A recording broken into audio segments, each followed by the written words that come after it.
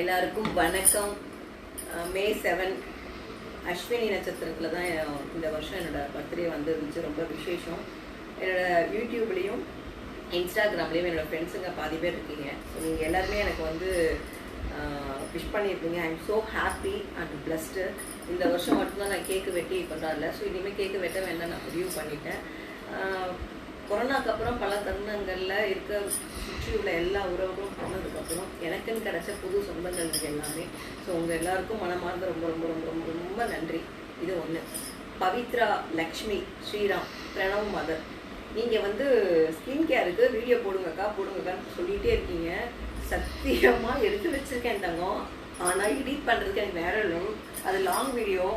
அது வந்து என்னென்னா ஒரு ப்ராசஸ் மாதிரி நானே பண்ணியிருக்கேன். நானே அப்ளை பண்ணி அது வெயிட் பண்ணி அதனால் உட்காந்து ப்ராப்பராக கொஞ்சம் டிஃப்ரெண்ட்டாக எடிட் பண்ணி பண்ணணும்னு சொல்லிட்டு அதுதான், வேறு ஒன்றும் இல்லை. அப்புறம் லாங் வீடியோ நான் போட்டால் உன்ன மாதிரி இப்போ தான் கொஞ்சம் கொஞ்சமாக க்ரௌட் வந்துருக்கு. இது வரைக்கும் நான் போட்ட லாங் வீடியோவில் ஒன்று மட்டும் 25K கிட்ட போயிருக்கு. மீது எதுவுமே பெருசாக ரீச் ஆகலை. ஏன்னா மக்களுக்கு பொறுமை இல்லை உட்காந்து பார்க்குறதுக்கு. ஸோ அதனால் கொஞ்சம் நம்ம வளர்கிற வரைக்கும் ஷார்ட்ஸ் மட்டும் போடுவோம். நான் கண்டிப்பாக போடுவேன். அது நான் என்ன மைண்டில் போகிறேன்னா அப்போ தான் அங்கே ரீச் ஆகுது. அன்எக்ஸ்பெக்டடாக ரீச் ஆகணும்.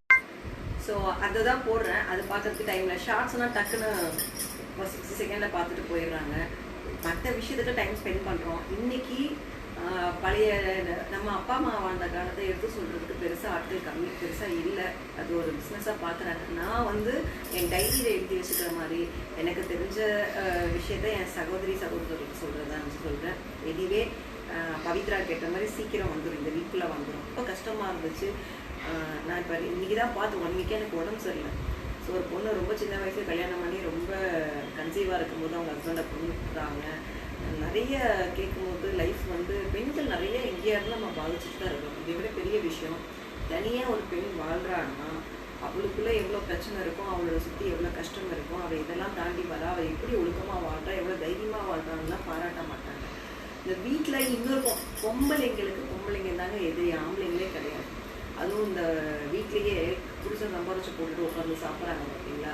ஸோ இவங்க புறணி பேசுகிறதுக்கு தான் வேலையாக இருக்கும். ஸோ இந்த மாதிரி நிறைய விஷயங்கள் இருக்குது. ஸோ இந்த மாதிரி கேரக்டர்களெல்லாம் நீங்கள் வந்து பாருங்கள் பேச வேறுபடுச்சு. உங்களை சுற்றி இருக்கிற நெகட்டிவிட்டி கேரக்டர்லாம் தூக்கி போடுங்க. இதனால நமக்கு ஒரு பிரோஜனமும் கிடையாது.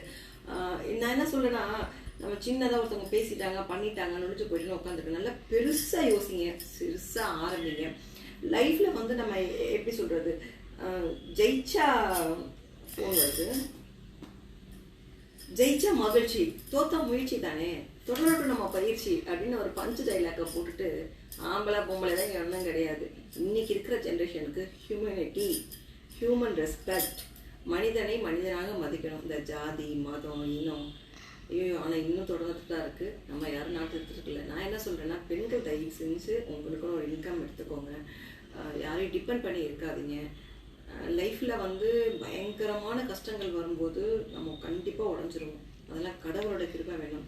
எந்த மதமாக இருந்தாலும் சரி, எனக்கு தெரிஞ்ச என்னை பொறுத்த வரைக்கும் எல்லாத்துக்கும் இறைவன் ஒன்று தான். அல்லாவாக இருக்கட்டும், இயேசுவாக இருக்கட்டும், முருகனாக இருக்கட்டும். பட்டு ஏதாவது ஒரு குரு வேணும். அதுக்கு ஏதாவது உங்கள் இஷ்ட தெய்வத்தை வச்சுக்கோங்க. லைஃப்பில் மீண்டும் மீண்டும் மீண்டும் வாழ்கிறது ஒரு முறை தான். உங்களுக்கு பிடிச்ச மாதிரி வாழுங்க. குறிப்பாக ஆம்பளை பிள்ளையை பெற்று வச்சுருக்குறோம், பொம்பளை பிள்ளையை பெற்று வச்சுருக்குறோம் கவலைப்படாமல் நம்ம என்ன செய்ய போகிறோம், நான் யார், யாத்திரைனா யார், யாத்திரை என்ன பண்ணிட்டு இருக்கா, என்ன பண்ண போகிறா அப்படிங்கிற ஒரு விஷயம். அப்புறம் ரொம்ப சிம்பிளுங்க. வாழ்கிறது ஒரு முறை தாங்க. 1000 பேர் 1000 சொல்லிட்டு இருப்பாங்க. ஒரு சின்ன குட்டி ஸ்டோரி சொல்லிட்டுமா. குயிலை பார்த்து மனுஷன் அந்த குயிலை பார்த்து சொன்னானா, உன் குரல் எவ்வளோ அழகாக இருக்குது, நீ மட்டும் கருப்பாக இல்லைன்னா செம்மையாக இருந்திருப்பேன் நானா. அப்புறம் கடலை பார்த்து சொன்னானா, நீ எவ்வளோ பெரிய சமுத்திரம், உப்பு மட்டும் கம்மியாக இருந்துச்சுன்னா உன்னை மிஞ்சிக்கவே முடியாது நானா. அதுக்கப்புறம் ரோஜா பூவை பார்த்து சொன்னானா, உன் செடி ஃபுல்லாக முள்ளாக இருக்குது, இந்த முள் ஏற்கனவே நீ அழகு, இந்த முள்ளுன்னா ஒன்றை மாதிரி கொள்ள அழகு யாருமே கிடையாது அப்படின்னா. இவங்க 3 பேருமே மனுஷனாக பார்த்து சொன்னாங்கன்னா, அட மானம் கெட்ட மனுஷனே, உனக்கு எப்போ பாரு அடுத்தது மேலே இருக்கிற குறைய கண்டுபிடிக்கிறது தானே வேலை அப்படின்னாங்க. ஸோ அதனால் நம்மளை குறை சொல்கிற மனுஷங்களை விட்டுட்டு போல்டாக கெத்தாக இறங்குங்க. எந்த தொழில் செஞ்சாலும் தப்பு இல்லை. நம்ம முன்னாடி ஹைஃபியாக இருந்திருப்போம், இப்போ லோக்கலாக இருந்திருக்கலாம். ஆனால் முன்னாடி லோக்கலாக இருந்திருப்போம், இப்போ ஹைஃபியாக இருக்கலாம். என்றைக்குமே கஷ்டப்படும் போது தூக்கி விட்டவனையும் மறக்கக்கூடாது, கஷ்டப்படும் போது தூக்கி போட்டவனையும் மறக்கக்கூடாது. பொம்பளை அப்படிங்கிறத எவன் நம்ம டம்மி ஆக்குறானோ அவங்க எல்லாருமே போல்டாக இது பண்ணலாம். கண்டிப்பாக என்னோட அடுத்த பதிவில் நீங்கள் கேட்ட மாதிரி கொஞ்சம் கொஞ்சமாக நான் இம்ப்ரூவ் பண்ணிகிட்ருக்கேன். பவித்ரா கேட்ட மாதிரி சீக்கிரம் அந்த health home remedy skin care அப்படின்னும் வந்துடும். மேக்கப் நாலேஜ் பெருசாக எனக்கு இல்லைன்னு யாரோ கமெண்ட்டில் போட்டிருந்தாங்க. எனக்கு என்ன நாலேஜ் தான் தெரியுமோ அதெல்லாம் போடுறேன். என்னை வாழ்த்தி எனக்கு சப்ஸ்கிரைப் பண்ணி என்னை ஊக்குவிச்ச அனைவருக்கும் ரொம்ப ரொம்ப நன்றி. வாழ்த்தாமல் என்னை குறை சொல்கிறதுக்கு ட்ரோல் பண்ணுவீங்களே.